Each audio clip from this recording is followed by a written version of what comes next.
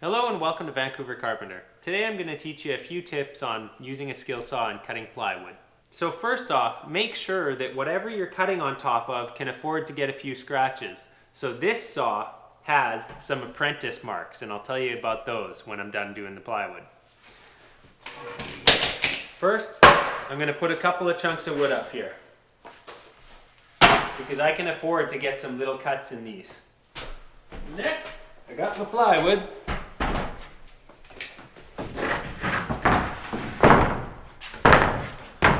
Alright, first let's get into marking and measuring your plywood. So this plywood is pretty flat this way, so that's not too bad, but I mean, look at this way.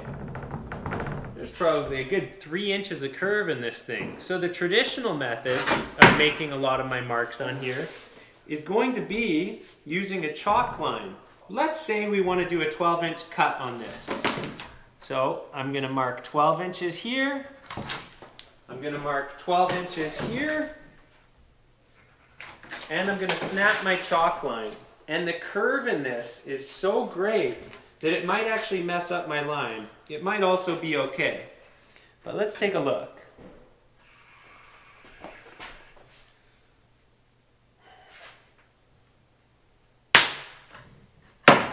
So let's measure and make sure that actually wound up 12 inches.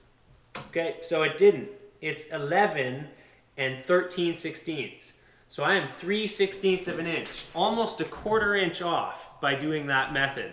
So I need a better way to mark this thing if I'm going to do something like this. And I have a way to do it that is almost as accurate, but takes quite a lot of practice. So what this is going to involve is using your tape measure as a guide and using a carpenter's pencil. What I'm going to do is I'm going to take the flat end like so, and I'm going to lock it in here nice and snug, and I'm going to make sure it's super flat and can't wobble this way or that way. So it's tucked right in there really nicely. So let's see how accurate this is. All right, here's my mark right here. So I'm going to take my pencil like this. I'm going to put it right here, and I'm going to take my other hand. So my other hand is right here, and I'm going to pinch them both tight.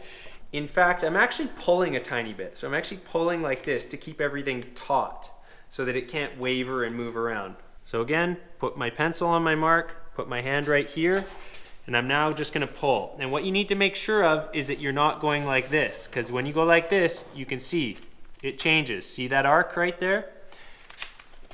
So in order to do this accurately, you've got to keep it taut, and you've got to make sure that your tape stays totally perpendicular to the cut.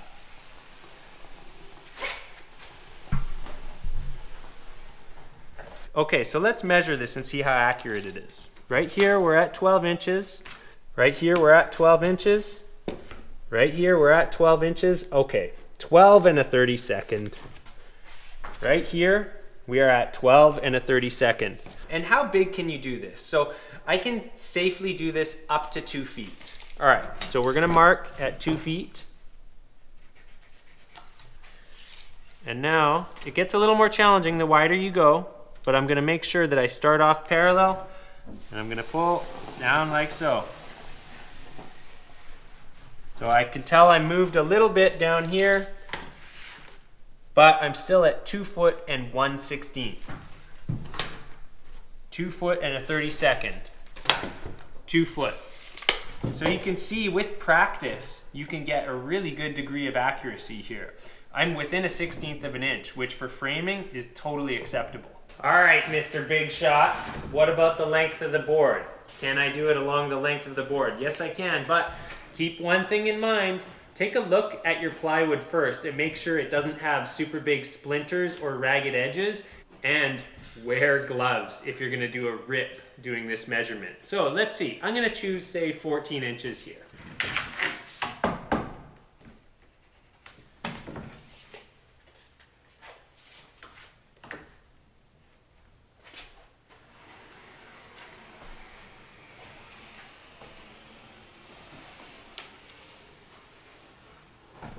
So let's see if I have a greater degree of accuracy than I did snapping this line.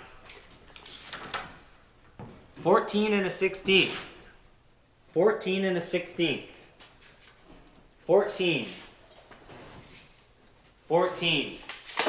So I have a 1/16 inch of error doing this when I had 3/16 snapping a line, which is supposed to be more accurate. So it takes some time to get this skill, but it comes in really handy when you're dealing with warped wood, and it's also way faster. All I have to do is make one mark, put my tape out, whoop, go like that, and I've got a nice mark on my plywood. Well, right now I don't have to make either of those cuts. What I'm doing is I'm doing backing for drywall. So what I want is a whole bunch of 2-inch strips of plywood so that I can install them for backing. So again, there's the typical way of doing it. Snap a bunch of 2-inch lines and run my saw down here, and that's gonna take a really long time and be very tedious. So there's 2 tricks I'm gonna show you to do this. The first is how to look at these lines on your saw. Let's take a look at those. Let's take a look at the front of the skill saw. Can you see all these lines right here? So because I need only roughly 2-inch strips for drywall backing, here's what I'm gonna do for the first cut. So keep in mind this is for rough cuts only using this method. So what you can do, you can mark your 2 inches on your piece of wood right here. And what you're then gonna do is you go right here, you start your cut, making sure it's square. Now, what I'm gonna do is I'm gonna look at my saw and see exactly what line it is. And so I've actually got a line dead on right here. So what I can do is as I move along, I can look at that line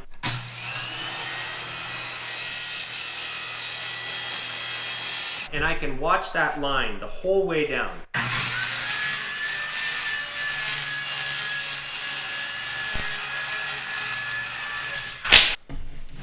So this is not particularly accurate, but it's decent. Let's see.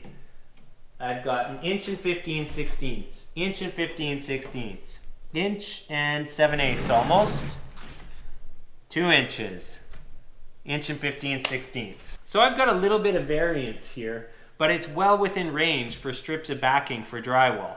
So you can quite easily do about 10 or 20 of those cuts, but here's what's gonna start to happen.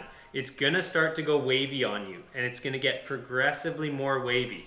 But if you just have, say, half a dozen cuts and you can afford to have one side of your plywood be a little wavy, then it's no big deal, you can do that. So I was going to teach you guys a really dangerous method where I pinch the base of the saw as a guide, but then I realized there's actually tools that do this job that you should be using instead. So the first one is these things that come with your skill saw that most of us throw out or lose or forget. So this thing is a rip guide. So it does the same thing as my dangerous little trick of holding the base.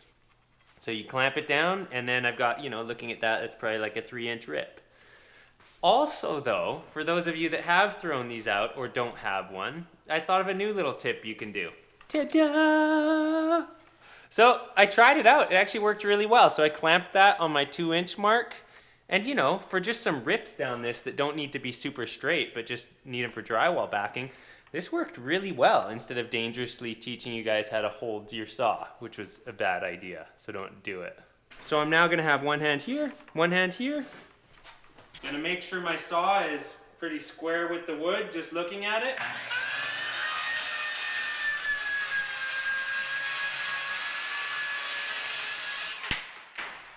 Yeah! That was way better. And I didn't even cut my bench. I was only a 1/4 inch to it. Strips of wood, easy peasy, no snapping lines. So, a pair of ice grips can work really well, especially these nimble little tiny ones. So, thanks for watching Vancouver Carpenter. There's another little tip. Be safe out there, use your tools safely. Oh, I almost forgot. Let's check out the apprentice cuts. All right, let's take a look at these apprentice benches. Okay. 1 all the way through. I think that's when I caught him. Got another one. How far did he make it through on this one? Oh, most of the way. And this one, all the way through. Both pieces. Yeah. So yeah, those are my apprentice benches. So what we were doing was we were cutting out a bunch of odd shapes for these winding steps, and I had my apprentice doing it, and I forgot to put some pieces of wood on the sawhorses and tell him to set the depth of the saw blade. And, you know, I mean, I just kind of assumed like, well, why would you do that, right? But he didn't assume anything. He went and started cutting out all these odd shapes on this piece of plywood resting directly on these benches. And I walked in and I went, oh my God. And I lifted up the piece of plywood and both my benches fell right over. Anyways, that's one of the few times that I've had apprentices. So now, thanks for watching Vancouver Carpenter. I hope your project's going well, and until the next video.